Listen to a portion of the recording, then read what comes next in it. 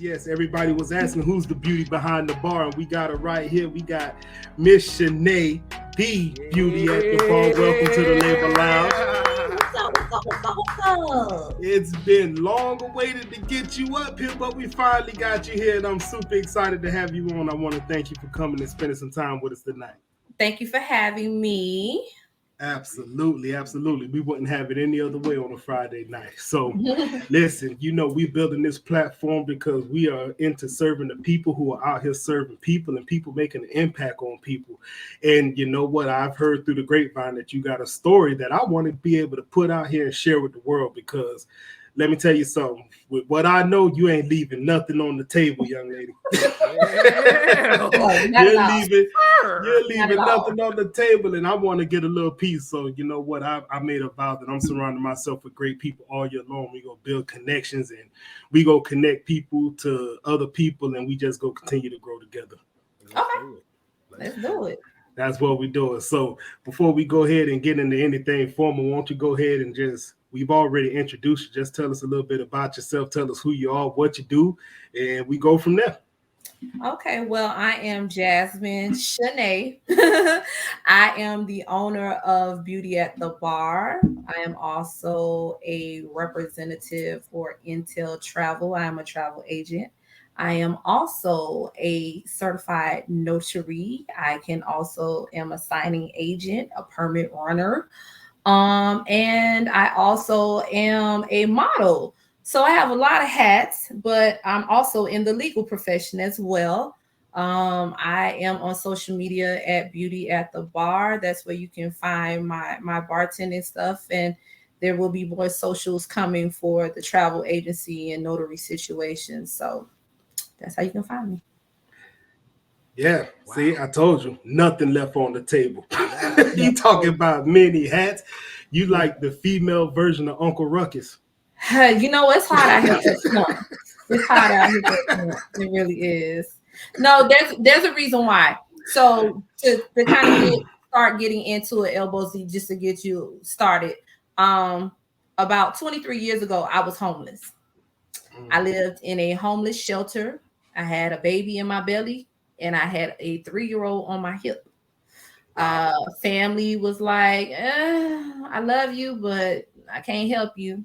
And even though my mom could not help me, my mom sent me to a shelter, and that was the best thing she could ever do for me because it helped build me to be where I am today, to have Beauty at the Bar, a legal profession for over 13 years in the legal industry, an accounting background for over 20 plus years, and then some. So yeah, man, it's you gotta when you go through the struggle and God pull you out and you want to give thanks, He gonna give you multiple pots to have favor in.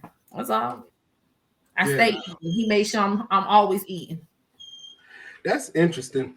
And I want to ask a question, and because from the outside looking in, and I mean, I see people who are homeless often just due to where I work at, and I'm in that kind of area.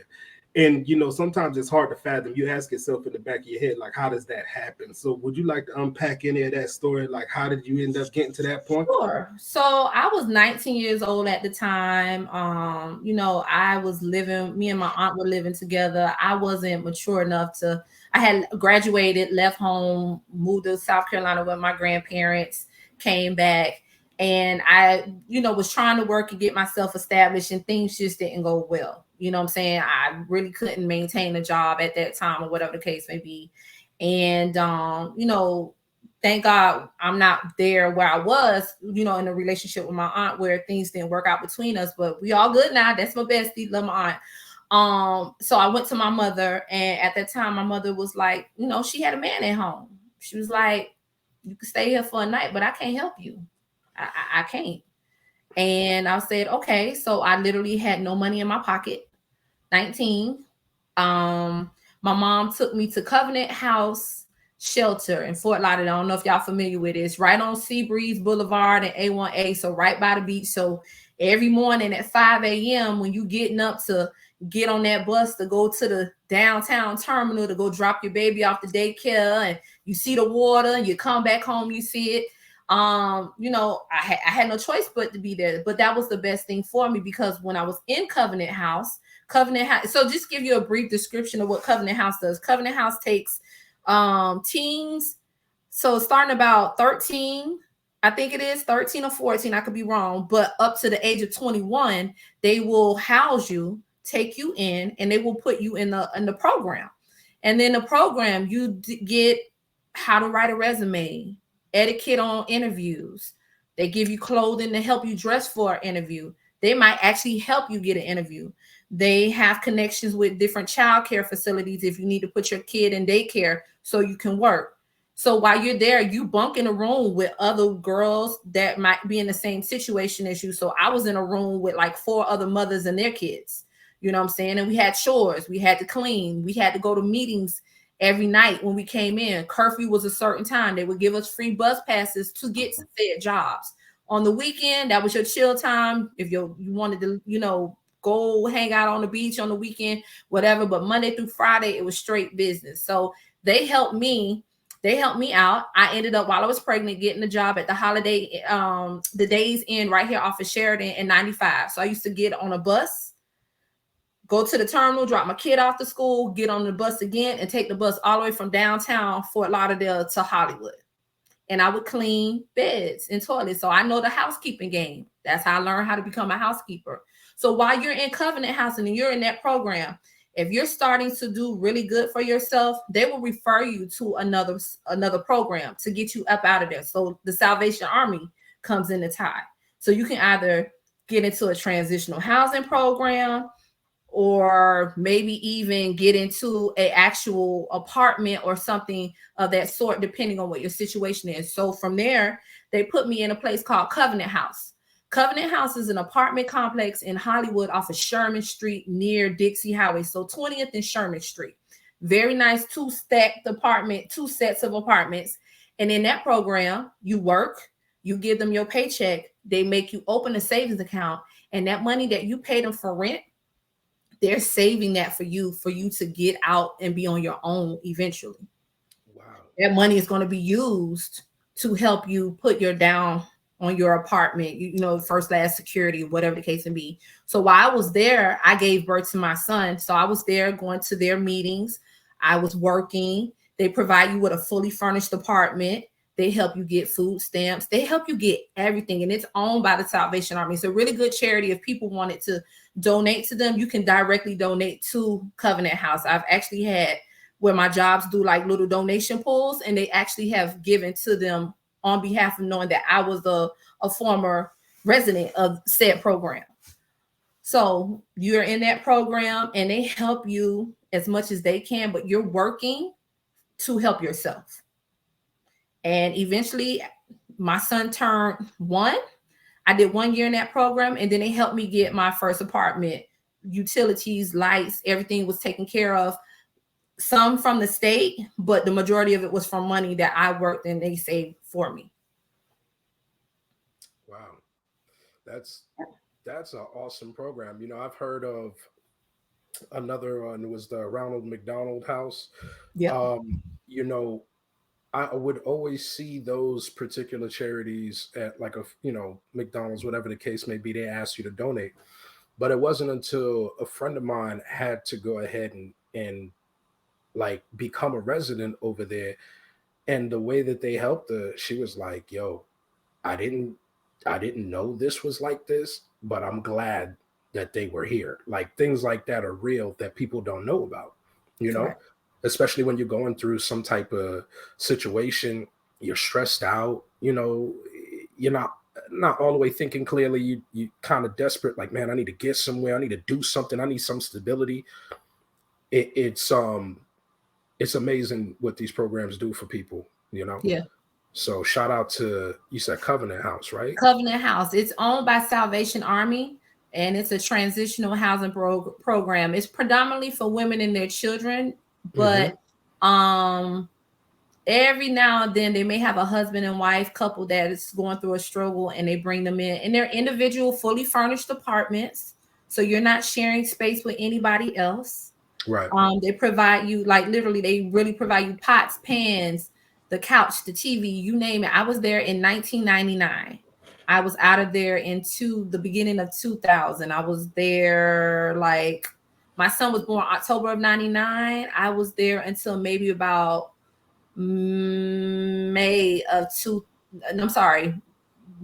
September of 2000. So I almost did a full, I did do a full year there. And I'm not gonna lie, I know a lot of people say, oh, your mom shouldn't have did you like that, blah blah blah, what was your family and this and that. That was the best thing my mama could have ever did for me. Yeah, I think sometimes thank you for that. Yeah, I think sometimes, tough love works for certain situations, right? And I mean, everybody's going to have a different opinion or a different story behind it, but in this particular case, it worked. So let me ask you this. So you did the year at the Covenant House, and now let's say, okay, you come out of the program. Where do you go from there? What was that transition like? Where did you go after the Covenant House? Okay, so after the Covenant House, I ended up getting renting a duplex. There was a duplex that was in Hollywood, off of Adams Street. Crazy psychotic landlord used to come in the house. So basically, the duplex was 2 bedrooms put together, and what the landlord did was sectioned off one of the bedrooms that had a bathroom and rented that out separately. So I had a little Asian lady who was my neighbor in that front part. So it was a blocked off wall when you would walk in my hallway, but it was a starter place for me and my kids. So I had a 1-bedroom bath. I didn't have furniture. I'm coming into this. All I had was a bunk bed that somebody had gave me that had a futon part. I had the futon part. I ain't had the top part. And all my stuff, and me and my kids literally lived in that house for about 2 years. We lived there. I got into a really bad car accident December 21st of 2000. What happened was we were on our way up to Alabama with my daughter's godmother, rented a car, we was driving, and we were on the turnpike. My son was in a car seat. My daughter had like a little booster thing that we strapped her in, but she took, you know how you could press the thing and take it off, and laid down in the back seat. I didn't know she was laying down in the back seat. We were on the road, and it was about 10 o'clock. We were in Cocoa. No, it was like 10, almost 11 o'clock. We were in Cocoa, Florida, following my daughter's godmother's people to Alabama. A guy, you know how the road is two lanes on the turnpike. Once you get to the turnpike, ain't no lights. It's just 2 lanes. You can't go around or nothing. That's it. So the guy wanted to go around me, get around this car. So instead of him just waiting to cruise, like he was really riding me, and to get over, he hit me. And instead of me accelerating the car to keep control of the car, I braked. The car flipped 8 times. It flipped 4 on the ground, 4 in the air. The doors flung open. My daughter, from what passerby said, something flew across the road like trash out of the car. When the car finished flipping, it was on all 4s, and we were on the side of the road. My daughter's godmother and I'm looking for my child. I can't find her, and I'm looking for my phone so I can call 911 to figure out what's going on. I couldn't move. I'm like, well, I can't move. I can't like move my body. My baby's in the back crying. My daughter's godmother is able, she just had a cut chin. She was able to get out the car and look for my daughter. My daughter was like 100 feet from the car. Thank God we weren't near a canal or nothing like that. She could have flew out into a canal. She was in a ditch 100 feet from the car, crying. Thank God she was crying. I undo my seatbelt, but my pelvic area ain't letting me move. I'm not paralyzed. I just can't move. So I fall out of the car. My arm, I don't know if you guys can see my arm. My arm is all marred and scarred up and whatever. All of this was full of like glass and dirt and debris. I'm laying on the ground. I can't see. I don't know. My daughter's godmother's like, I got your daughter. I got my baby. I said, okay. Then I hear my son crying. She said, I got him as well. Some people, they sounded like some white men, said, we saw your baby go across the street. We called the paramedics. We got you. We praying for you. Just lay here. Just lay here. Her people saw when the lights went up behind them. They didn't know what happened. They turned back around. They came. Me and my daughter had to be airlifted to Orlando Regional. My pelvis was damaged. I could not move. My arm was damaged. My daughter was crying. I'm like, oh my God, I'm panicking in the ambulance. I'm like, we're gonna crash. Oh my God. They were like, man, we need you to calm down so you can calm your baby down. So I had to kick in the mommy instincts, calm myself. I'm 22 years old at this point, 22, 23. I'm a baby. I'm still damn near baby myself. And I had to go into mother mode. It wasn't about me no more. So thank God everybody's okay. We had some, bumps and scraps and bruises and everything, but that happened while we was living there. And I always tell people, we were supposed to be here. Everything we've gone through, the homelessness, everything we've gone through since then, we're supposed to be here. So I had to deal with that while I was living in that program. And living in that apartment that I had. And then eventually with me not being able to work, I did lose that place, but I was working.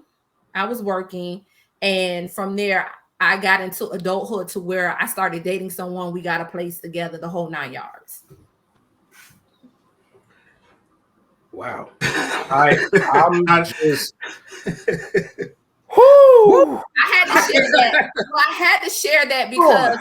I had to share that because somebody may think that their life is bad and they going through something that's like horrible. You can get through. If I can get through homelessness and almost dying in a car crash, because if you would have saw the car, we were supposed to be gone. My baby flew out the car. My daughter's 26 and still here. All she had, she didn't have no crippling damages. She just had physical, like her whole back had road rash. And from then to now, she has the marks. So we always had to tell people, no, I did not beat her. I used to have doctors that if it wasn't her pediatrician, I used to have to explain, she's not being beat. We don't do anything to her. This is from a car accident, where they had to start putting notes in her files. Damage on back is from car accident, not abuse.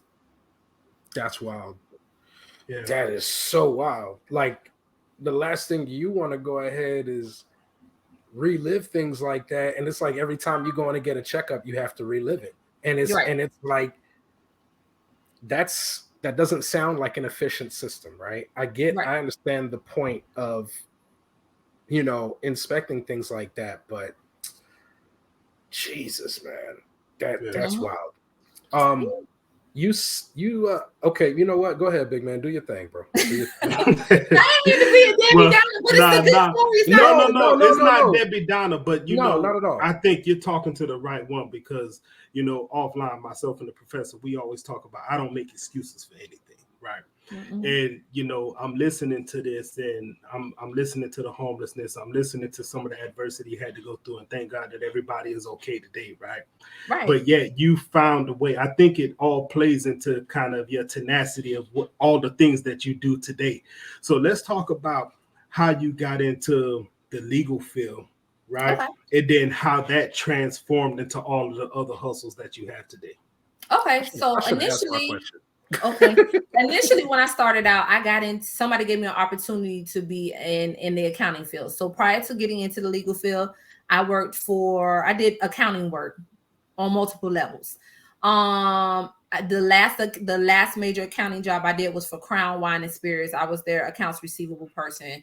When the recession came, I was pregnant with my daughter. Instead of me coming back to work, they gave me a nice severance package. They let me go because of the recession.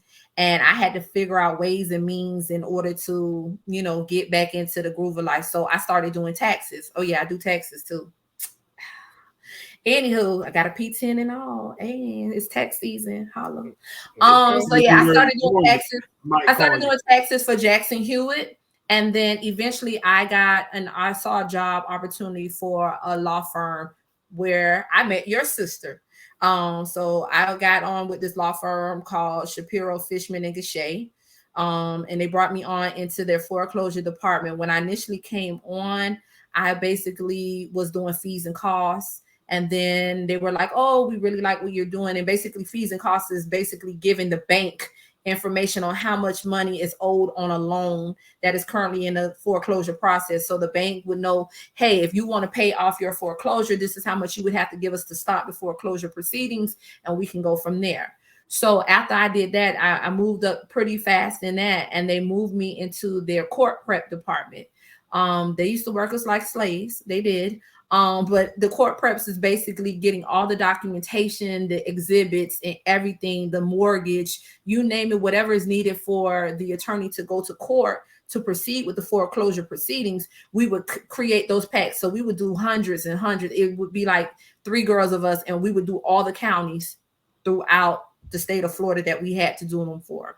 Wow. So that's how I met your sister working. She was doing something else, but that's how I ended up doing that. And then from that firm, I went to another firm called Gladstone. And there I did a couple of different things in foreclosure, from AOIs, affidavits of indebtedness, that basically is giving you full detail of what's owed on the foreclosure, to first legal, which is setting up the file, getting it ready, drafting the initial documents for the attorney to review in order to proceed to file for the foreclosure. Mm-hmm. And then my last legal stop was recently with a firm called Greenspoon and Martyr. Well, my last foreclosure stop was with Greenspoon and Martyr, which I just left them in June of 2022, and I was there for 9 years. I ended up coming in doing litigation. Ended up just doing regular billing for foreclosure. And then I ended up doing litigation billing. And then eventually I became the billing foreclosure supervisor for approximately 5 years. 4.5 years. I was the foreclosure billing supervisor. And now I'm at a law firm called Lewis Brisbois. I am a I'm a client relations manager, and I basically handle the money. Lots of money. I've been there since July. And since I've been there, I've collected over close to $3 million on my own strength and merit, just being very good at my follow-up and talking to insurance adjusters and talking to clients and just, hey, can we get this? Can we do that? So I'm loving what I'm doing now. You know, I can't complain. I really cannot complain. That's my bread and butter, my 9 to 5. And yeah, I think I still do accounting work. I do have a drywall company that I have a boss. His name is Manny, super sweet guy. He owns his own, it's called Drywall Solutions. And every Monday and every Tuesday, I go to his home and I do his books on QuickBooks for him. So I do his invoicing. I post his checks. I send out emails for him to help his business, because he's a really good dude, and he has a really good business for himself. So I just help him out and do that. He's been a blessing to me. He has really been a blessing. I'm tired of working all these jobs. You listen, let me tell you, you out here doing everything, man. Like, and you know what? Well, I was playing around with the Jamaican accent, but clearly you living up to that whole, nationality of having, back in the day, me have 3 jobs. 3 jobs. Hey, man, me the butcher, the baker, the candlestick maker, the waiter, the doctor, the nurse. I have to walk in the snow 20 miles. Y'all laughed at me earlier when I said Uncle Ruckus. Uncle Ruckus said he had 64 jobs, man. He did. Man. He did. You know what's funny? My daughter called me Uncle Ruckus, but I'm not gonna tell y'all why she called me that. Does she call you Uncle Ruckus because of the vitiligo? Let me stop. Read vitiligo. She do. I don't say why she said, but I tell y'all that off camera why she said it. Y'all, it's funny. It's nothing bad, but it's funny. No. I feel you. I got you. So let me ask you this, right? You said earlier that you I don't know if you still are, but you had experience being a signing agent. Okay, right? so right, I'm a signing And agent now. so, cool little thing about that. Before signing agents were popular, I used to be one early in the game, right? Um, I did this straight out of high school, Oh and I wow. was in New Jersey, right? So in New Jersey, I'm sure you're pretty familiar. There are some states that require an attorney, um, Right. and other ones are witness only, Right. right? So in New Jersey, we were living our best life then. I was signed to multiple companies, right? Wow. And shout out to my aunt because she was the one who put me on the game. Little tidbit, she used to be the ambassador for the NNA. Oh wow. She was on the cover of NNA magazine, right? Oh wow. So just letting you know how deep we were into this joint. But go ahead, please tell me. I'd love to hear your experience with a signing agent. Some of your trials and tribulations that you went through. Oh, I'm going through them now. Well, Talk to me. so during the pandemic, so last year, I decided I was like, I'm the type of girl that I like to stay gaining knowledge. So during the pandemic, I did a couple of things. I took a business law course. For that, I saw that the Stanford X was doing. So Stanford University was offering these legal courses that you could take during the pandemic online. So I took a business law course and passed it, paid it, have my certificate, and I'm one that's like, it's a Stanford right now. I got it. I took so I did that. So I have that. Then I turned around during the pandemic and I decided, I said, you know what? I want to become a notary just so I can have something in my back pocket. And then when you're working in these law firms, a lot of times they need notaries in the law firms to sign off on stuff. So I say, I just have that and add it to my repertoire so I can have it for work. So when I got into it, I did it through this company called Sin Notary. And now, since I'm doing it, I am I literally went down a rabbit hole. So first was the general notary. I did that course. Then I turned around and I said, oh, let me take the signing agent course. Did that, passed that with no problem. Then I saw they had the ROM, the e-notary ones, which now will allow you to basically do notarization, witnessing Online. Zoom online. Yeah. So I have that. Then I was like, there's a permit runner one. I don't know. Maybe on a day off when I don't want to go to my regular 9 to 5 and I'm home, maybe I want to go run permits for people. So I went ahead and took that as well. I have not, I'm gonna be perfectly honest. I now need to get myself set up in these various websites to where people can contact me. So I have not signed a mortgage yet because I'm looking for someone that's willing to have me sign a mortgage on a Saturday. So if somebody can get me in, and a lot of times it's not, they want you based on your experience, but I can't get experience if you don't give it to me, if you don't give me an opportunity to get in the game. So I haven't been able to really get into the game of my signing agent part, but that is a goal for me to try to attain by the summertime, to at least say I've signed one or two mortgages and done that. I have officiated a nuptial. I have done that as a notary. That was fun. I kind of want to get more into that hands-on because I think that's a very interesting side. A lot of people don't want the full religious aspect to their wedding, or some do. I mean, I'm a faith-based person. I definitely have a religious component that I could bring if it was asked of me. But that was fun. That was fun.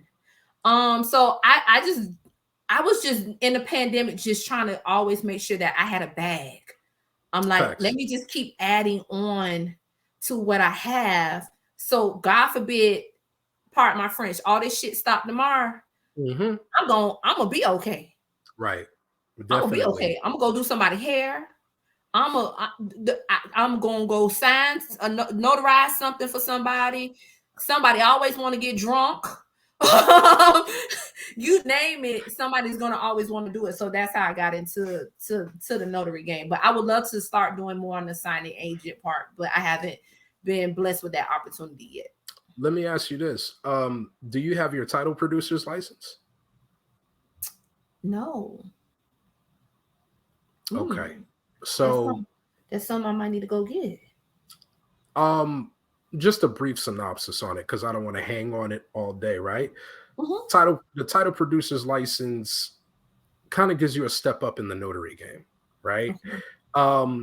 You get a little bit more responsibility. And at the time when I was doing this, right, I'm going to Mhm. preface this correctly because I haven't done signing agent work in a long time.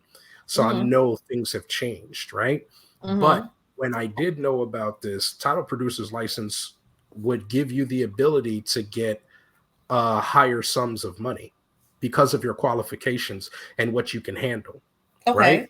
So, um, funny part about it is when I started this, I was doing uh you're not supposed to like do first purchases and things of that nature because whatever the case may be. And one of the companies had called me to go ahead and try to witness this. And I'm like, I don't know about that, player. And so my first signing had a little bit of friction going. And imagine me just being, wet behind the ears, not knowing anything. I was shook daddy. But eventually they went ahead and finessed it to the point where I was only witnessing certain things that I could do. But Okay. eventually it was home equity lines, refinances, you know, just those simple things. And when you had the title producer's license, had the laser printer, had a duplexer, and you were able to go ahead and do these things at that time back in like 2000, 2001, oh, you were the Mhm. man. You Oh were the wow. man. And That's I like we were signed with Ditech.com, Settlement Corp, GMAC, Caldwell Banker, Baker.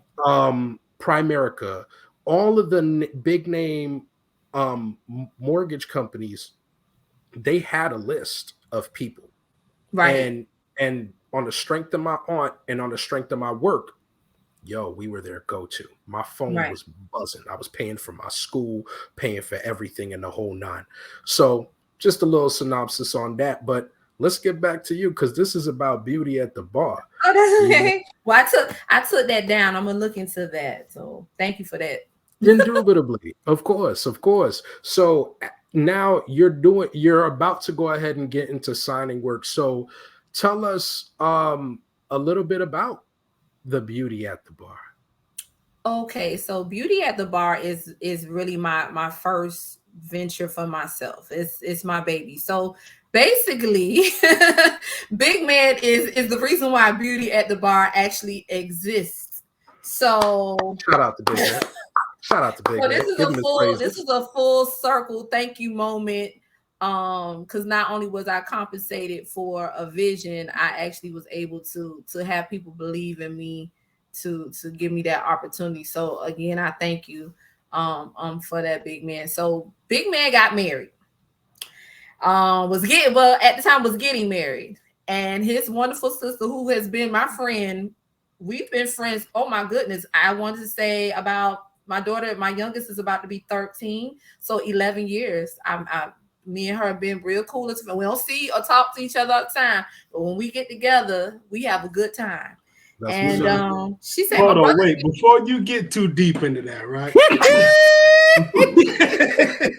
No, listen, because I was going to segue into this, and Professor got it, but it's Okay. cool, right? Because check it. You know, my sister, when we was getting married, we had a real, I'm not gonna say humble wedding, but we were real conservative with it. Like we didn't do anything extravagant. It was just, you know what, we know people. We had connections. And my sister said, well, I got somebody who could do the bartender. And lo and behold, here you come. That was the first time I met you. Yeah. And let me tell you something. I know you saying thank you to me. I need to say thank you to you. Because when I tell you, after the ceremony and after you do all the formal stuff, the party started, right? Right. Yeah. And the party gets created by the bar The and the ball. bartender. All right. Correct. Correct. And understand the missus is South American, Guyanese, Suriname, right? Everybody on her side of the family, they drink like fish. I was no stranger to drinking, and we had a bartender that didn't hold back on none of the alcohol. So, with that being said, I just wanted to preface that, say thank you to you, because we had an amazing time that night. You were definitely a part of that little stint of my life. But go ahead and tell us how Beauty at the Bar came about and where your inspiration. Well, we know where the inspiration came from. Go ahead.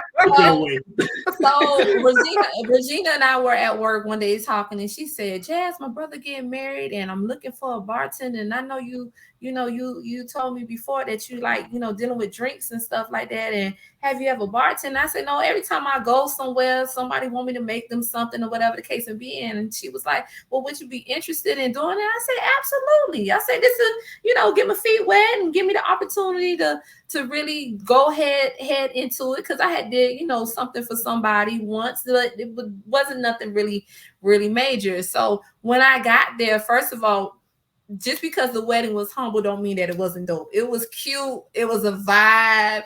It was at mommy's house. Like, it was right there. You got the water in the back. It was, the setup, everything was already provided. So when I did this initially, all I had to do was show up. She just asked me to show up. She was like, "You show up, we'll have everything. Tell me what you need." I said, "Just make sure I got, an area to do my thing. Make sure you got cups, you got this, boom, boom, boom, ice. We're good to go." So I came, did the event. First time ever learning the fact of the matter that when I did it, no one asked for a specialty drink. No one said, "Let me get a Manhattan. Let me get a Long Island." No, they did what normal human beings do at party: rum and Coke, vodka and orange juice, vodka and pineapple. And I learned a drink that island folks drink from the Guyanese people that were there. And now when I hear it, I'm like, "Oh, you Guyanese or you Trinidadian, whatever." They like Jack and ginger. That's my ginger ale. Jack and ginger is the drink of choice for most island people, which that was the first time I ever heard about it. I was like, "Really?" That surprised me too. One time, man, somebody put, I forget what it was, but it was like Henny and ginger ale together, right? Yeah. And I was just like, "No, it wasn't you. It was over here in GA." So like, so now I'm sitting there and I'm like, Henny and ginger ale? Yeah. And I'm like, "Does this go?" Sure enough. It was fire, right? You know what's another one that a lot of people really don't know? This is wild. Tell me. This is wild. Somebody put Heineken and Red Bull together. Yeah. Yo, this thing turned into a wine cooler and it tasted great. You just drink a little bit out and pour the Red Bull in, give it a little swig over like this here. It's gonna, bubble up a little bit. You get the down the side, but when you drink it after you put the Red Bull, you're surprised. It's like, what? How did it do this? It was just like black magic. It just happened out of nowhere. And then we did it. It tastes better than rum and Red Bull. It tastes better than rum and Red Bull. Yes, and they did it with Red Stripe too. Oh, wow. Red Stripe. It was the truth. They did it with Red Stripe. They was trying to make some babies later or something. Well, listen, yo, say how pure yacht man them was, That's all I'm saying, that's all I'm saying. There was some pure yacht man, they be coming with some Guinness and ting and yeah, let me get a case of ting. Side note. My mama, I'm gonna make sure my mama watch this podcast. Side note. Okay. When I was a little girl, my brother's father used to always come to the house on the weekend. This is pre-brother being born. And if they went to the video store, they definitely was gonna go get some Chinese rice and some Guinness extra stout. And that's why my brother is here now. Tiger. Stay away from the Guinness. Stay away from the Guinness. Listen, Guinness and the other one is Dragon Stout. Leave them two alone. Okay? Leave them alone. Those are pure adult things about to happen after that. Okay? Yeah. That's all I'm saying. We're just giving you a disclaimer. PG. It's certain ones that's like that. So yeah, I that was the first time I ever knew about ginger ale with brown liquor. I was I was shocked and amazed. But the people were so nice. Everybody there was nice. Dad was like, Tipper. Talk to him. That's the inspiration for my feeling tipsy, my big chalice that I had that says feeling tipsy. Because Chalice. yeah, I have like a big old. It's in the pictures. I have a big chalice. It's made from glass. I bought it at Hobby Lobby, and then I did arts and crafts on it, and it says feeling tipsy. And I ask my clients. One thing about bar etiquette that I do is if I know my client is paying me well, depending on the function that they have, I ask them, will you allow me to bring a tip jar or not? I think that's common courtesy to ask. You don't just assume, because you don't know if these people are going to bless you with a big tip at the end of the night. You don't know. Half the time these people bless me and pay me before the event and give me a big tip, and then they'll be like, yeah, girl, put your tip jar out there, go on, do what you got to do. Common courtesy. I don't disrespect anybody's function to harass their patrons. I don't harass anyone, but I want to give that common courtesy and bless them and the way that they bless me. So out of respect. So back to Big Man's wedding. So we did the wedding. Everything was great. Everybody was super nice. I stayed pretty deep into the end of the festivities. And after I did it, I felt so good. I was like, wait a minute. You know, I don't necessarily think that I did anything different than anyone else would do. You know, at a bar, I know when you go to a bar, you ask for specialty drinks. So I'm like, these people never asked. I had a cell phone. I could have pulled up. Now, in this day and age, a lot of people don't know drinks. So the drinks that I don't know, I'll pull it up. I have an app that literally gives me drink recipes for certain drinks, and I'll pull it up and boom, boom, boom, and do whatever is right there. Oh yeah, there's plenty. You can be a successful bartender without having to have that mental knowledge of what a drink is. It's great if you can attain it, but nowadays in this technology, pull up your phone while you're at an event, and then there's bar apps that will give you the recipe right then and there. So let me ask you, well, before you continue there, I imagine with that, the disclaimer would be, even though you got the recipe in your face, you still have to know how to count, right? Like you have to, you got to know the basics of being a bartender. You can know the pour count in your head, or if you are a sophisticated bartender and you just own your grown person stuff, I have a bartender bag. The little measure thing, yeah. And it automatically measures for you, or you buy auto pourers and they pour and they stop at a certain, but you still got to do the 1, 2, 3. You do the count. You do the count. That's what I was just clarifying. Yeah. No, you still do the count. So after his event, I really was like, okay, I think I can really do this. You know, I really can do this. I tried to get like a waitressing job at Iguanas, but they turned me down because at the time my ass was too thick, my booty was too big. Y'all wanted little booties then. Now hey man, shout out to Cafe Iguanas. Y'all was some haters. Don't be hating on us out here. Man. Wait a minute. You said we wanted little booties then? Back in 2010, 2012, 11 area. You think about it. When you went to Iguanas, you didn't see girls curvy, like thick, like me. I'm still a flat with a big old booty. No, you did not. You saw girls with smaller. You're right. They wasn't there, but we still wanted them there. Okay, you wanted them there, right? But I'm just saying they weren't there. So I had a friend at the time who worked there part time. She got me an interview, and he told me at the time, he was just like, "Your ass too big. What? Your booty too big." I had booty and thighs. It was just, she was petite and she had a smaller frame. I'm 5'6.5". I got junk in the truck. Thighs like what? Nah, they weren't feeling it. Move your butt. So now, sing it again. Now, when you see these girls in the club, your waitresses, your bar backs, your female bartenders, they're cookie cuttered, but they still have the ass of a thick girl or whatever. They may be cookie cut in the middle or somewhere else enhanced, which is not a bad thing, but they now are allowed to have behinds and hips and ass. They think about it. From 2010 to 2013, you didn't see that. I'm thinking it's not a year thing. I'm just gonna venture out, right? Just my humble and personal opinion. Yeah. I think it was the venue where you were located, right? Because if I'm correct, Cafe Iguanas is in Pembroke Pines, right? And so there's a little bit of a mixed demographic there, and some people got a little bit of cash going in there, right? So when you're thinking about it, the other demographic wasn't familiar with, you know, the big posteriors, right? But all the other places that we went to, there were big booty girls all over the place, right? So I'm just willing to venture, right? Humble, respectful opinion.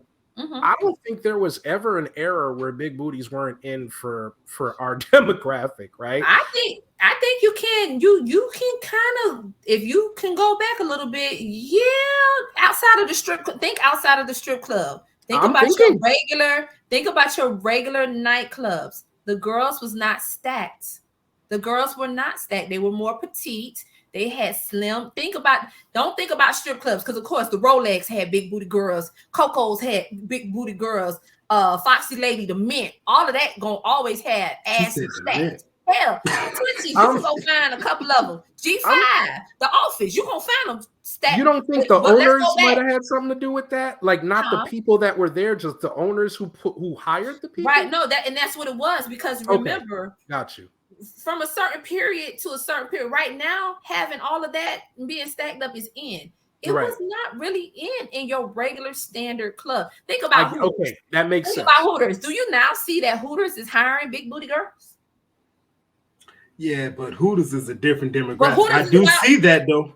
But now they're starting to get more involved in that, because before that's because BBLs are in. BBLs is here, so that's what's going on. But you got to remember, you saying 2009, 2010 Cafe Iguanas. You got to think of the people that was going in Cafe Iguana, right? And I'm talking about Cafe because I had my boy, Matei, who used to, his dad owned the business, and they used to they used to do like the bathroom attendant stuff, right? And my man was cleaning up at Cafe Iguana. He met every dolphin player in the world at Cafe Iguana. So when you got those people going in there, that kind of caters to what they're looking for. Right? Now, you talk about the everyday Joe Schmo. You're talking about me, Professor. You're talking about maybe people we was hanging out with back in 2009, 2010. Yeah, we were looking for something. Yeah, I was looking for something, right. But Cafe Iguana was a lot different. They weren't doing it. They didn't start doing it till later on, before they like shut down. They started getting girls that had big butts. All the girls were muscular. It was funny. So I was like, okay, I'm not gonna make it. I'm not gonna get a server job. I did your wedding. I was like, let me figure out how can I do this on my own. So what I did was, when was your wedding again? 2013. April 13th, 2013. 2013. So this is 10 years this year. Oh wow! Congrats. That's look full circle moment. Full circle. Won't he do it? 10 years anniversary right here. So after that, what I did was I got my feet wet a little bit more. I did someone else's party, and I was like, you know what? I think this is what I want to do. So in 2014, I went ahead and I took the bartending class at 786 Bartend. So when you want to become a bartender, you can either go online and take the state, pay the state and take their class, or you can do an online class, because the main thing about bartending they want you to know is safety, cleanliness, alcohol intoxication rules, stuff like that. Which you can do that on a state website, or you can actually take a lot of online bartending classes to learn and do the pours and stuff. But I wanted hands-on training. So the state requires you have 40 hours of training, right? So the 40 hours of training that I ended up doing, 786 Bartend ended up using one of these bars downtown Miami next to Club Space. So I couldn't do a class during the weekday. So I did my classes on Saturday and Sunday. It was a total of, and it was 8 hours a day. 8 hours a day you were in class. So you would go down there. You would be there at 8 a.m. You were leaving there. You have your little hour break. You were leaving there at 6 o'clock, Saturday and Sunday. So you can compact your 80 hours. I mean, your 40 hours that you needed to do. You would do two Saturday and Sunday there, and then you would have your final exam out of that. So you got a total of 4 classes plus a 5th class for you to do your final. That was a lot because I was driving all the way down from Coral Springs down there, but it was worth it because I got it on Groupon. I didn't want to pay. The courses can range anywhere from like $99, $95 till about maybe $400 to take the bartending course. I got mine on Groupon for $175, so it was ridiculous. So I would take that drive on that Saturday and Sunday, do the class. They give you a book. We all come out with a book that basically gives you everything that you're going to need to study to pass the test. Drink types, the glass types that you use, either a screwball glass, a hard glass, all of that. You're learning your wines, you're learning your liqueurs, you're learning your cordials, you're learning everything in the span of this class. And then you also have this book that you can have with you later on to always reference even when you do it. So once you take the course, they teach you the paperwork, and then you make drinks at this bar with fake alcohol. So watercolored, they'll take a Kahlua bottle, they'll put water in it, and then they'll put a brown coloring, like a milky brown coloring in it to make it look like Kahlua. So you're not wasting alcohol. You're never wasting anyone's alcohol when you're making these drinks and you're learning.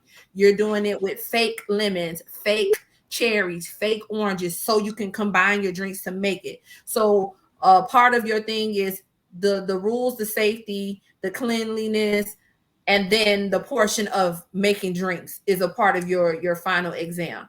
I did it, enjoyed the class, passed the class. They give you a certificate that says you did 40 hours with 786 bartend class. It's signed off on, and it's yours. Some people continue to do different things with the school. Like if there's festivals and they need bartenders, the school will help place you in different events in South Florida that they have. With me being way up in Coral Springs, I couldn't come down to Miami and do certain things because I was working. So I said, okay, I have this now. Let me see if I can go and get a bartender job. No, it's not what you know, it's who you know in the bar industry. Be it you know somebody who works already at a bar in Chili's. Be it you know somebody who already work at a job, a bar at the ale house, strip club. It don't matter what you know. It don't matter how cute you are. It's who you know. If you know somebody that can get you in the door and get you an interview, the likelihood of you actually becoming a bartender is very high. Very high. Right. I don't know anybody in the bartending industry. I know DJs in the club. But everybody I know is predominantly entrepreneurs, actors, makeup artists. I know that field. I don't know the restaurant field or the club field that well to say, hey, I got a friend that's a bartender. Let me see if she can get me in or he can get me. I know that. So what I decided to do was like, all right, so nobody don't want to give me an opportunity. I'm going to create my own. What I need to do. Okay, first things first, register myself with Sunbiz. What's your business name? I don't know. I got to think about it. My dad was, telling me, you're so beautiful, you pretty, you this and that. And I was like, I wonder how can I play on that? A lot of women play on, their looks. Use what you got to get what you want. Mm-hmm. So I said, beauty at the bar. That sounds good to me. Beauty at the bar? All right, bet. That's my name. Beauty at the Bar, LLC. Sunbiz, here you go. Here go your money. Bam. October of 2015, Beauty at the Bar is officially on the books, birth there, because you told me yes, and other people told me no. But because you told me yes, I know it's possible. I don't have to sit here and go work at somebody's bar. I don't have to sit here and learn 50 million thousand drinks in my head. I can learn that. I know some of them. I got technology on my side, but when I go to a party and bartend for people, you know what they say? Rum and Coke. Yeah. Vodka and pineapple. Listen, there's not many people out here trying to make me anything, So And I took it serious enough to where I bought a portable bar for myself. I bought all the things that you would need for a bar, cups, straws, you name it, I have it. I even took it a step further where I love I love alcohol so much, not necessarily getting high on my own supply, but I love the things that I can do with it to where I've ventured out and I started making my own creation. So if you're on my Instagram page, you'll see I made my own. I bought these genie bottles and I learned. You remember the liquor Vanique? The Vanique got like the glitter shimmer. No. Absolutely. How you do that? How you do it? And I made my own. I made a strawberries and cream, one in a bottle, and I shook it around and you could see it. I bought light bulbs and put liquor in it, shook it around so you can see it. I started pairing things. Like I was like, all right, I like Chenin Blanc wine. Chenin Blanc wine goes good with what? Let me use a melon liqueur in that. So I got a wine and I got a liqueur. Maybe I could float it off with a little vodka, no juice, just straight alcohol, just to give somebody a real smooth taste. But there is no juice in it, straight alcohol, but it's going to taste good. And I started making my own libations. I started doing baskets. I did Valentine's baskets one year, and I made this alcohol. And I put like a blindfold. I put like a I love you scarf. So if you want to tie somebody up, I put a candle. I put some bubble bath in it, and people bought them. And I sold them baskets for $75 a pop, and people bought them. And I put two Caldner glasses in it, and people bought them because somebody told me no, and I was like, I'm gonna figure this out. I'm gonna figure it out. But as I'm figuring this out, okay, I'm getting into now. I want to start making ice cream. I want to make alcoholic ice creams. So I see you can make puddings, but you can freeze them to make them ice cream. You can put them in a machine and start. So I started doing those. I have icy intoxications, which are my biggest sellers. People buy them hand and foot over me. I make adult Capri Suns. It's great, but here's the reality of it all. Florida law. You need a serve license or something? Or? So how it is in the state of Florida, you don't have to have a license to be a bartender. When you take the educational course, that's just you taking the educational course. The state of Florida should know who you are based upon your school giving them information, but you don't get an actual card to carry around and say, I'm a bartender. Right. If there's one out there, somebody let me know, because I've talked because of the fact that a liquor license is a very expensive and very profitable, tangible piece of property. You only can obtain those when you do what? Have a brick and mortar. Oh, yikes. Even if you are a caterer and you have a catering service and your catering service is portable and this and that, you can get a permit either for 6 months or a permit for a year that allow you to serve beer and wine. Which is already prepackaged and stuff like that. That's not like a concoction, right? You got it. Beer and wine. So when you see a lot of people on social media and people who are doing this, and if you're legally doing this and you want to tell me how I can get in the game, let me know. But I'm learning and reading the rules and being one who worked in the liquor industry for 4 years. We should not be advertising, because technically speaking, that means we're selling alcohol when you advertise it. We're gonna keep it real. We're gonna be honest. We're gonna keep it real. People, why are you page private? I love what I do. I just don't have a business to do it the way I want to do it. So if I get the opportunity to make stuff for my private clients, I'm gonna make it. I'm gonna sell it. I'm gonna do what I gotta do. But where there's nothing that allows me legally to sell alcohol. You're selling it. So just a few questions, right? Sure. So with a liquor license, you need a brick and mortar. does that mean that the only place that you can go ahead and sell alcohol is out of the brick and mortar? Okay. All right. So basically that limits you from being mobile in any capacity, right? Right. And that's what Pretty I'm much trying to anybody. I'm trying to understand people who are mobile. How are you legally doing this? Because I've looked at everything. I even right here off of Coconut Creek Parkway is the Tobacco and Alcohol Regulators Office for the state of Florida. Mm-hmm.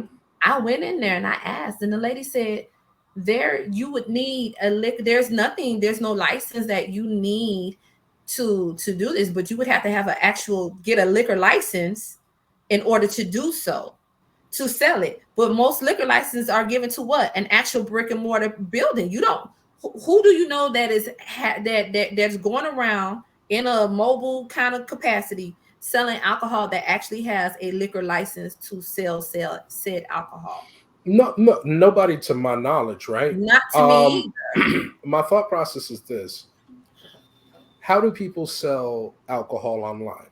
There has to be a legal way to do it online, right? In the same way that, and this is just me, pure speculation, right? Trying to rack up some ideas to go ahead and give to you.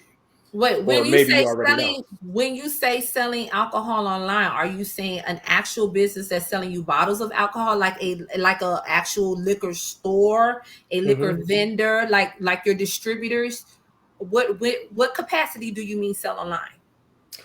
That in that capacity, right? They would sell bottled alcohol. They're legal. So 9 times out of 10, those are your alcohol distributing companies that have actual legal means and ways that they're allowed to distribute and sell to the world. Right.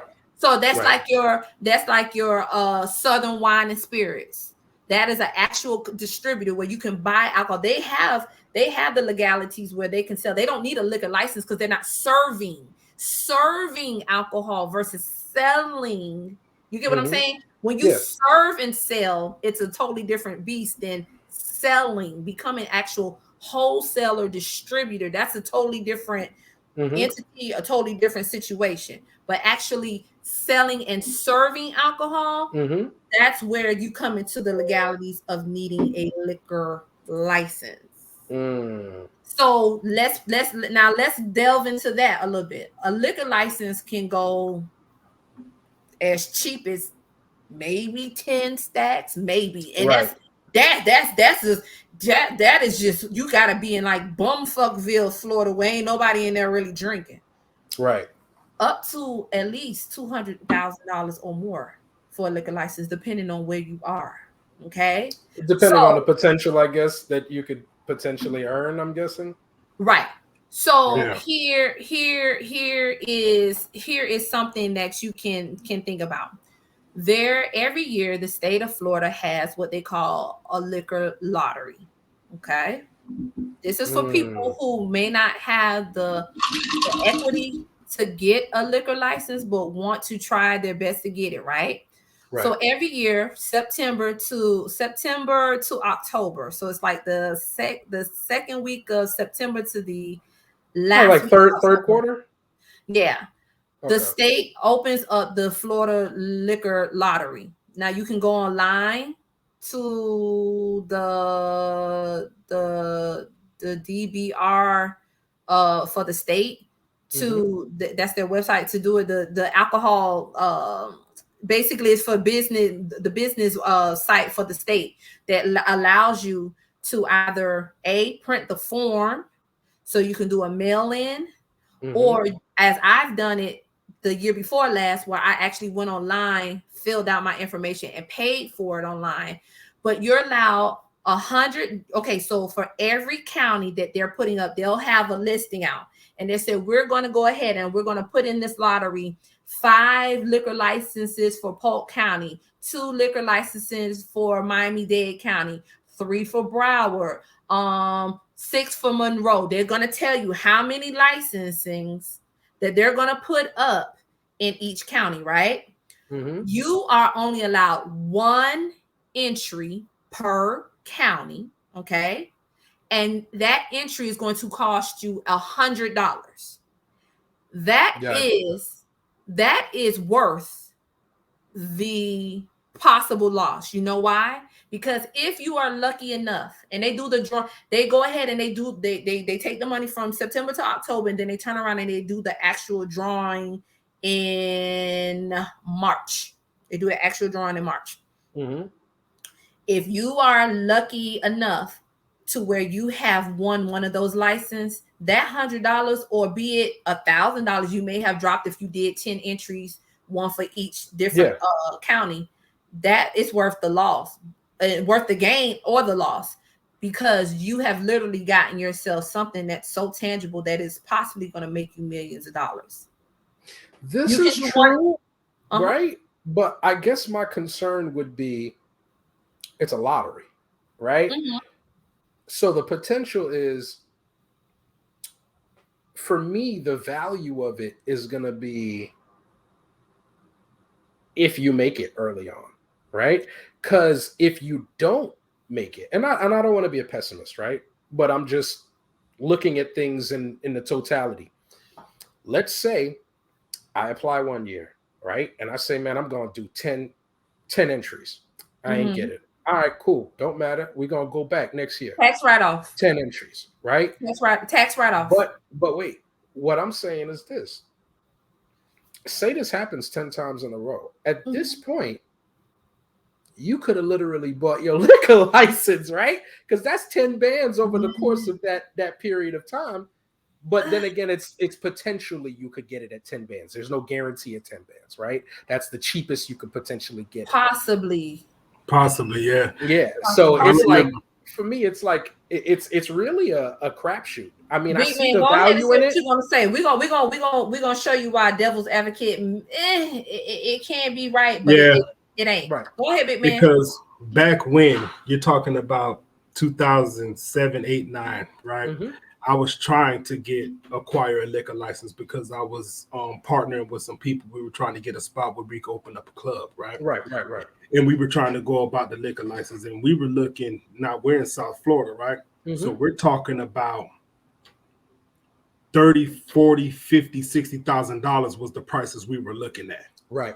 That's trying to acquire the liquor license.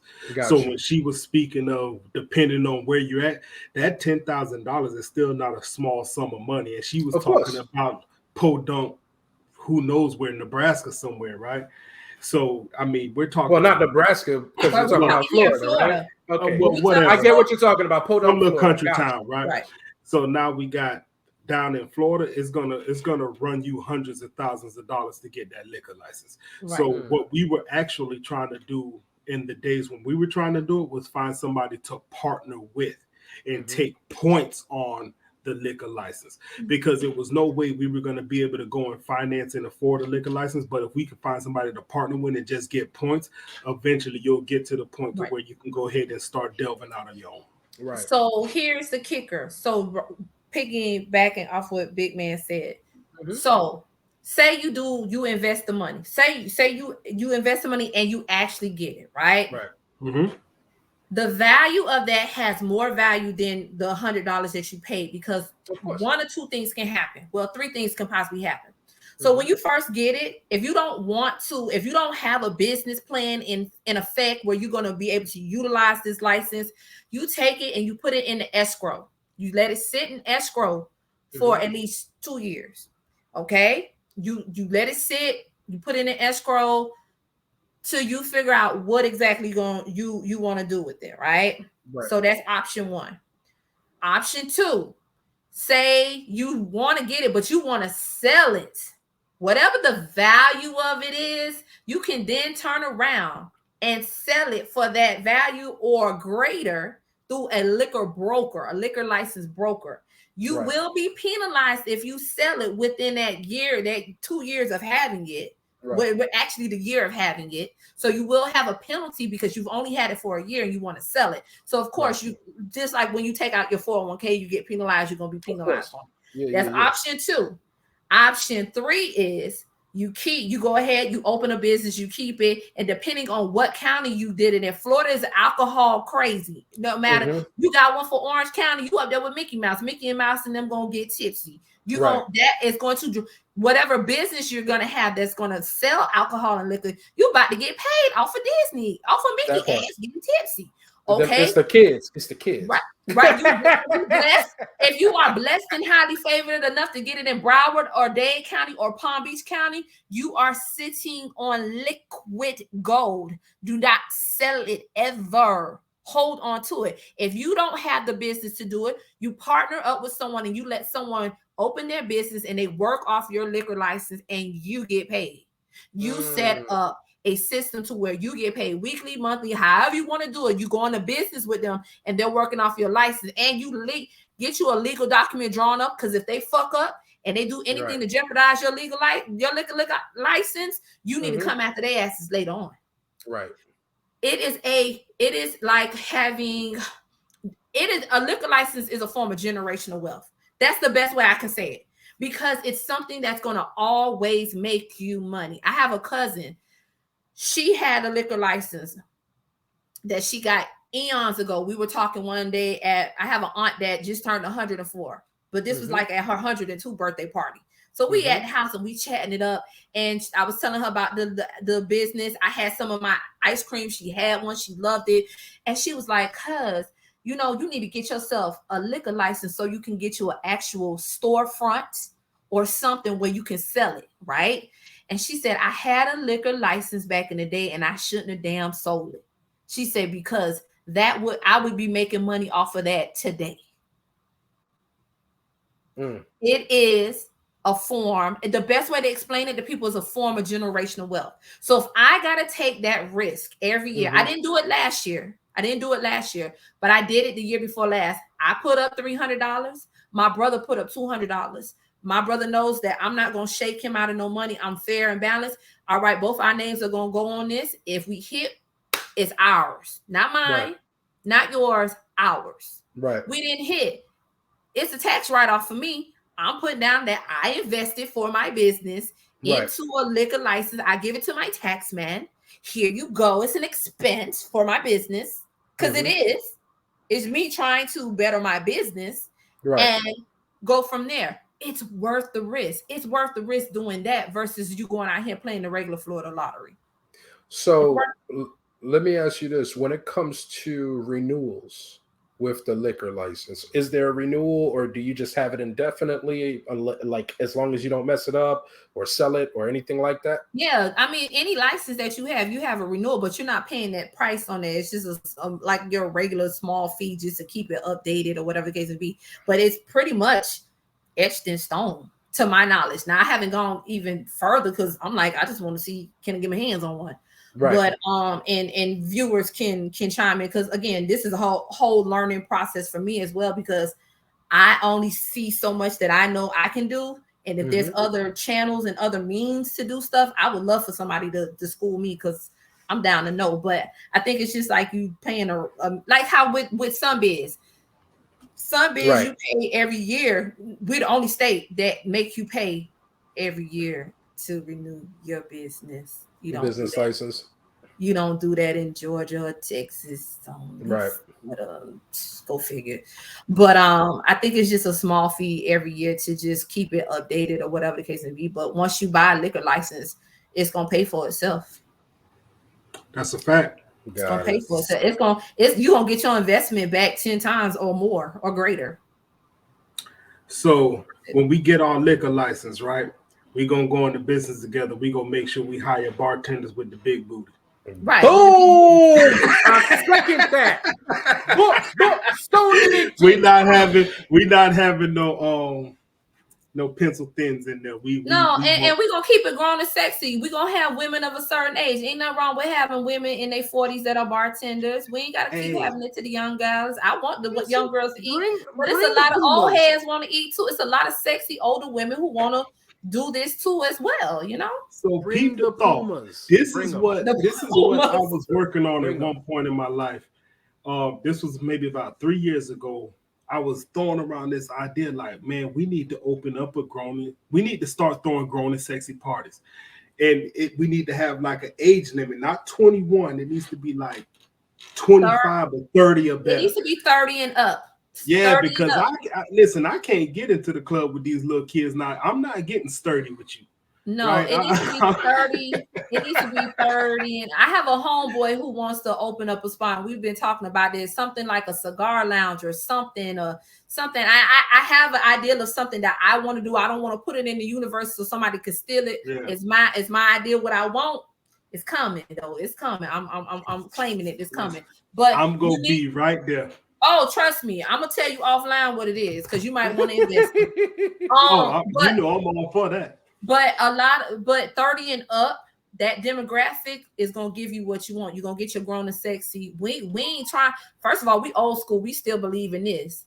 We ain't got time to be pulling out and doing all that. We want to dance and vibe. But you get you a 30 or older crowd. Make sure you got security at the door. It's a vibe.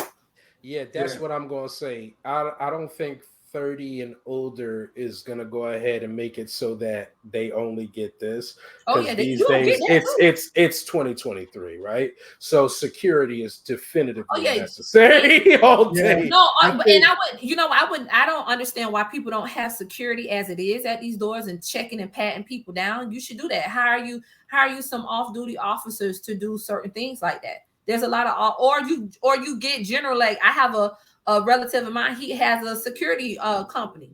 He does security. He's been a bouncer for years in clubs, so he started his own security company. So you find the brothers that got their own private security companies. His is Bolo. He's on Instagram. You find the dudes that want to come work these doors, and you get them to work. Everybody eat. If you got a business and you gonna make money with the people coming in, all right, let me feed a bodyguard, security to be at the door and security to be inside. You're going to recoup all that back, but you're going to have people. If the people feel safe, they will come. Yeah, you know what, though? I'm going to be honest with you. I frequent places where I feel like security is not needed. And that's just me. Like, I remember when I was going out to the strip clubs, right? I had plenty of them around me, but I went to Goldfinger, Booby Trap. They wasn't patting me down when I walked up in there. Now, was it the demographic I was looking for when I got on the inside? Probably not, but I didn't have to look over my shoulder either. And that to me was comforting. Right. So that has a little bit to play with it. Okay. Yeah. Because the reason why I'm like looking a little crazy is because crime has no zip code, my friend. It doesn't. So at the end of the day, but it's calculated risk. My thing is like, of course, this, like right? Go ahead. There's a spot called, I don't know if you guys are familiar with Smoke on the Water in Weston. It sounds bougie. No. So Smoke on the Water is a cigar lounge in Weston. They serve alcohol there, everything, and a lot of us frequent there. It's a mixed crowd. Sometimes, you know what I'm saying, you get black, white, everybody there, and police presence is outside. So they already know cops is already outside. They're vibing. They have music. You can watch a game. All of that stuff. They have like a couple of people that serve food, like a food truck or whatever out there, and it's a vibe. And when I go there, I feel safe. You get what I'm saying? Because the people's not because it's Weston. Because Weston. No, because there's people out there just in case. Yeah. Right. But it's a vibe. So it depends on what you're going to provide to make people feel safe. People respect when people know. So if I go to Big Man spot, I already know Big Man got a car, got two cops in a car already outside, and he got security on deck on the inside. They're gonna pat me down, and I'm gonna go in there, I'm gonna have a vibe and have a good time. When people know that your establishment is secure and safe, they're gonna want to come. And if your drinks is good, they're gonna want to come. Because again, the vibe is curated by your DJ and your bartenders. That's a fact. They are the curators of your vibe of whatever location you have. There was a time where I was going into those places frequently. Normally, if it was like a Tuesday night. I would walk in, the bartender would look, she'd see me, I sit down, and my drinks was there. Didn't have to say a word. It just was there. Because your regulars. You know your regulars. Yeah. That's like I was in that bad boy religiously. But that's like even with bartending parties. I like the fact that when I bartend parties and people start coming to the bar, and then you start paying attention to faces and be like, oh, can I get? Oh yeah, you had a Jack and Ginger. Oh, you had Hennessy if you constantly come, bartender, you got me. Yeah, you block. When you start remembering faces, even in private settings for bartending, people appreciate It make them feel good. It make them really feel good. They like the fact that you paying attention. You're a people person. You're connecting with them. And then at the end of the night, if you've taken good care of them, they're going to take good care of you and your tips. Yeah. They're going to take real good care. I have a client. I got to give my client a shout out. I did her. This is the big wedding I did. I did a couple of weddings since Big Man wedding, but this one here, this is a lady. I had to go all the way down to Homestead. I met up with her. I drove from Coral Springs to Homestead just to secure her wedding, and she worked with me through the whole process. She's like, get whatever you need. I trust you. She gave me the money to buy everything for her wedding. She had it at the Omega Center on New Year's Eve. This woman has been a blessing. She, after her wedding, and her family loved it and everything, she ended up blessing me with doing one of her aunt's birthdays. And one of her aunts passed, and they had a commemoration of life celebration, and she blessed me with that event. Anytime she moved to Georgia, she recently had called me. She wanted to do her wedding anniversary. We kind of didn't get each other, but anytime she needed a bar, she said, "You my bartender, because I know you're going to take care of me and my family and my friends. You're going to make sure we drink good." Same thing with your sister. Your sister blessed me last year since I've been in my house that I'm in right now.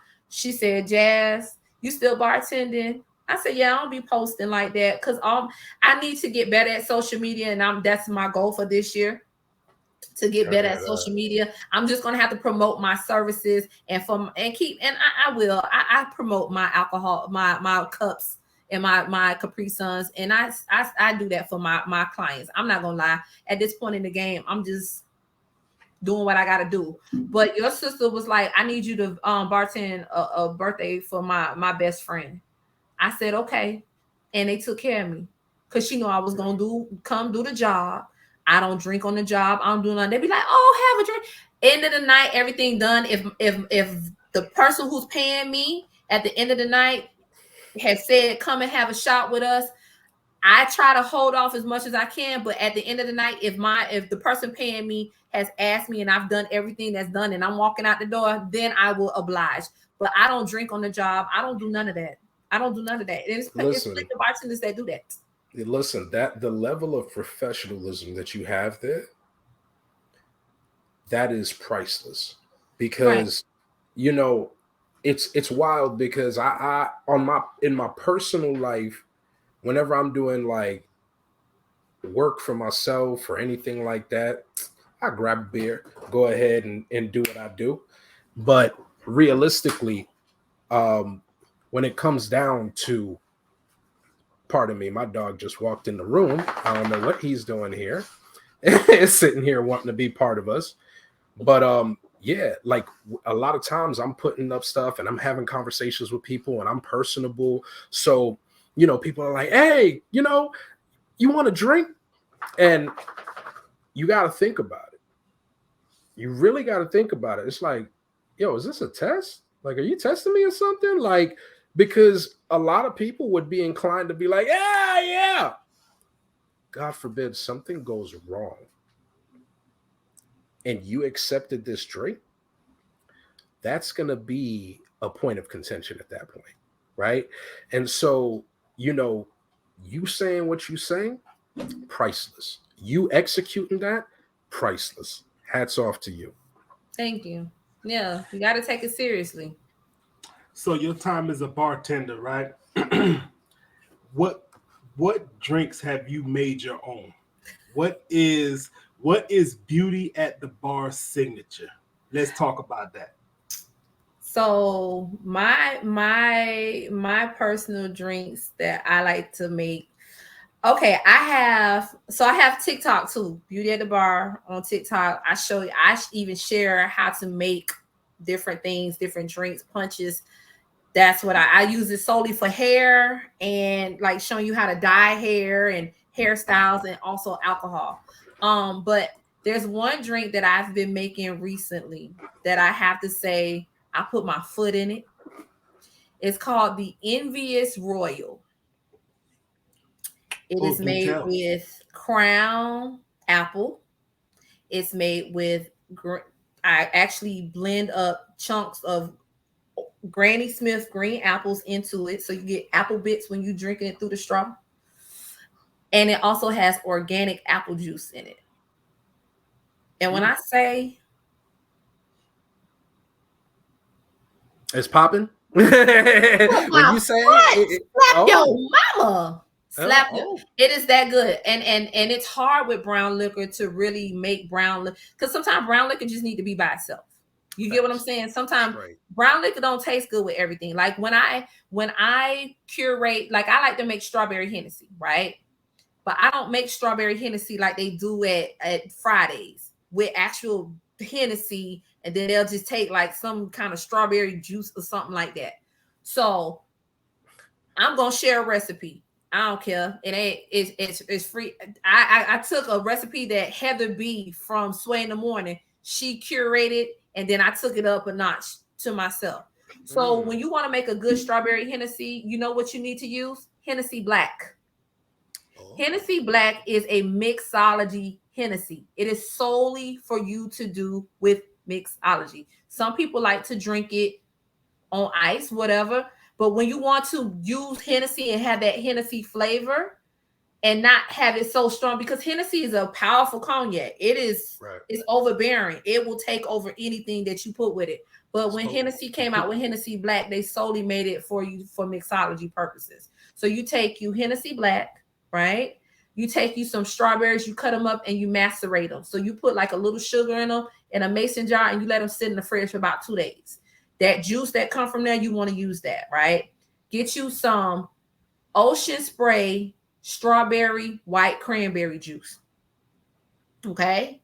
And then get you actual strawberry syrup, not the ice cream one, an actual preserve, actual strawberry preserve syrup. You take the Hennessy, you take the strawberry cran, you take those macerated strawberries, and you take the strawberry syrup and you go ahead and you blend it to your liking.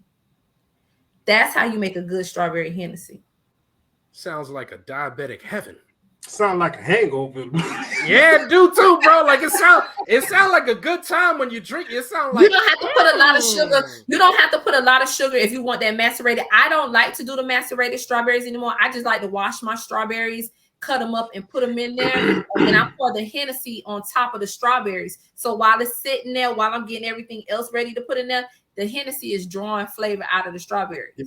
So think about it. While the strawberries is floating in that Hennessy, strawberry Hennessy you done made, the strawberries is taking on that Hennessy taste. So when you get ready when you finish drinking all the alcohol that's in your container, you can eat the strawberries and it tastes like strawberry Hennessy too. You know what? It sounds good, but I think just listening to that, you done kicked me out of ketosis. It sounds like if I get a shorty over and I want to do something impressive, that sounds like that drink. That sounds like that. What is this? Yeah. Right? But it don't sound like the drink that you could drink back to back because you're gonna get sick. No, actually, it's not super sweet. It's not super sweet. And it will, if you drink it back to back, it will. I made it for a family function last year. My cousin got floored. Yeah, that's what I was fake, because you know why? The sugar.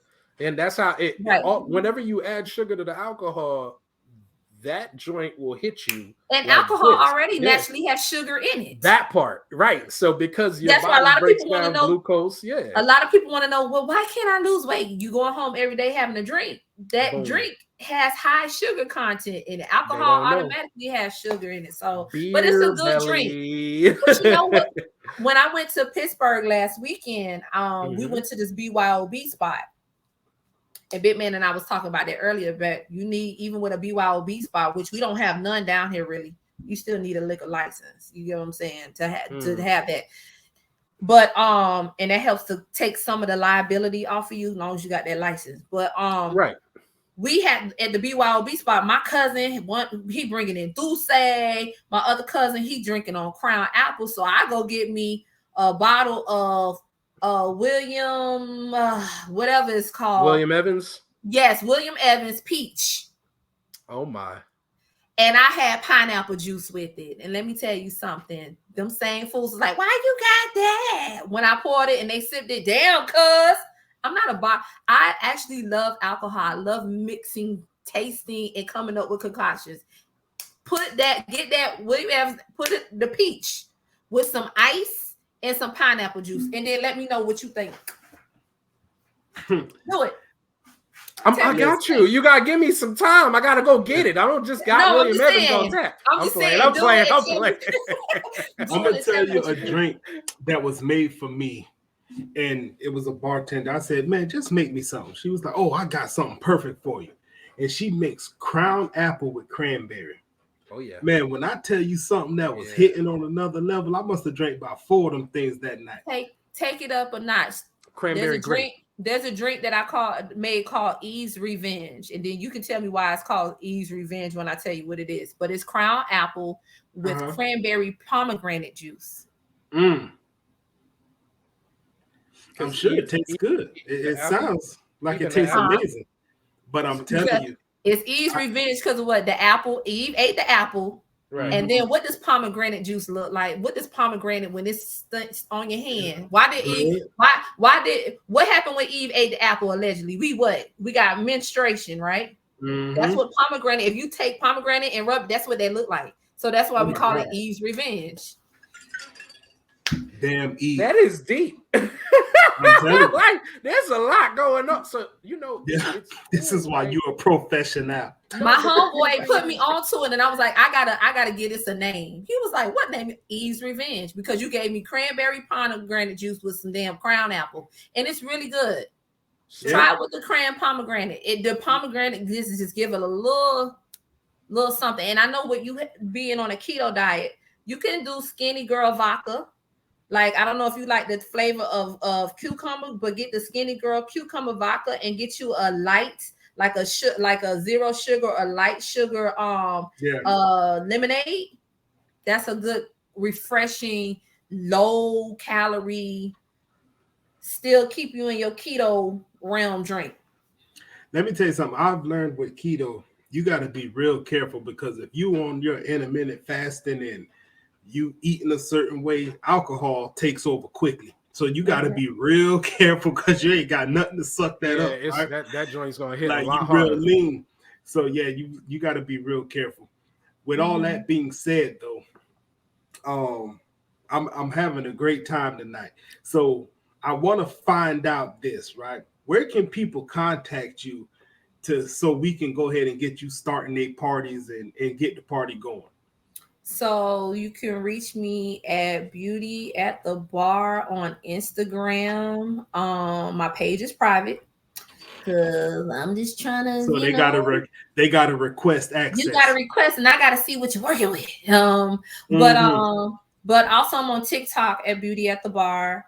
I'm getting ready to open another Instagram page for the travel. So I can be reached at itravelbeautifully@outlook.com. I do have a page with Intel. I'm with Intel Travel. So if you go to I Travel Beautifully at Intel, you can find me there. I handle all your travel needs. Flights, hotels, resort stays. I have been blessed to book a wonderful package for 8 beautiful women for May to Greece. All their travel is included. Their hotels are included. It was a blessing to book that for them. So Santorini, or they're going to Santorini, Mykonos, and Athens. Nice. For 7 nights, 8 days. What was it correct me if I'm wrong, is Pompeii in Greece? No, Pompeii's in Italy. Okay. So was Pompeii the one where the volcano hit? And Pompeii, Mount Vesuvius. Yeah, and basically I'm a geek. Sorry. Oh no. I'm right. No, don't be sorry. I need your corroboration, because I know my memory is Vesuvius. It was Mount Vesuvius in Pompeii, Italy. Yeah, that's where all the people had passed away because they couldn't get away from and they all got preserved there because of that. Correct. And there was a movie for it too called Pompeii with with the dude from Lord of the Rings. I forgot the dude name, but the blonde hair, and he was on he was in the Pirates of the Caribbean movies. Not Johnny Depp. Not Johnny Depp, the other Right. one. The blonde hair guy. He was in Pompeii.